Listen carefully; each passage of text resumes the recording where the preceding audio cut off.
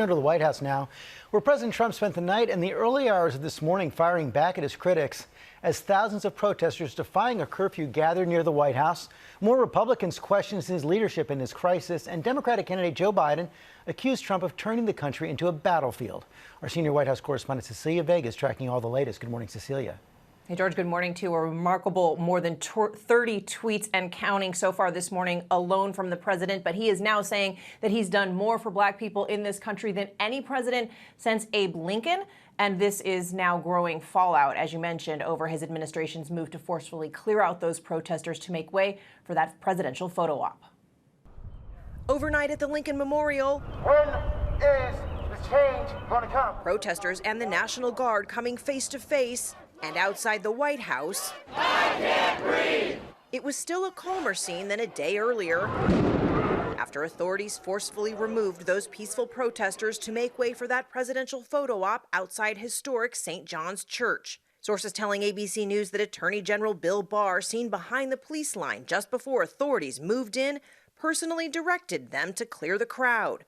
And Defense Secretary Mark Esper, who was also pictured with the president, now claiming he had no idea about plans to disperse those protesters and was given no notice before the president led him to the church. Now this morning, the growing fallout. The former chairman of the Joint Chiefs, Admiral Mike Mullen, calling it a stunt and saying he was sickened and that President Trump, quote, laid bare his disdain for the rights of peaceful protests in this country. Former President George W. Bush also speaking out in support of protesters, saying it remains a shocking failure that many African Americans, especially young African American men, are harassed and threatened in their own country. It is a strength when protesters, protected by responsible law enforcement, march for a better future. Now, with Election Day exactly 5 months away, President Trump is on Twitter claiming he has, quote, done more for the black community than any president since Abraham Lincoln. While the presumptive Democratic nominee, Joe Biden, was in Philadelphia, he blasted President Trump for that photo op posing with the Bible. I just wish he opened it once in a while, instead of brandishing it. If he opened it, he could have learned something. And he called George Floyd's death a wake-up call for the nation. But I promise you this, I won't traffic in fear and division. I won't fan the flames of hate.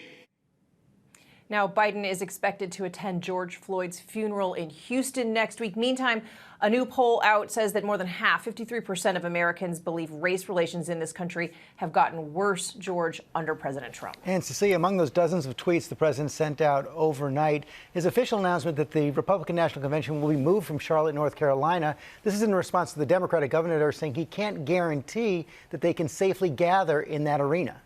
Yeah, exactly. This is a big one. The president wants that made-for-TV moment. They want 19,000 supporters packed into that convention hall in North Carolina. But you said it, the Democratic governor there says he can't guarantee that that's going to happen, given we are still in the middle of a pandemic. So the president is tweeting, saying that he's looking for a new host. George states are already stepping up, Georgia, Texas, Florida, among them, saying they will volunteer. But it's unclear how this is going to be pulled off. You know this, these conventions, they take years to plan. So I'm not sure yet how they're going to pull this off if they have to move. Contracts as well. Okay, Cecilia Vega, thanks very much.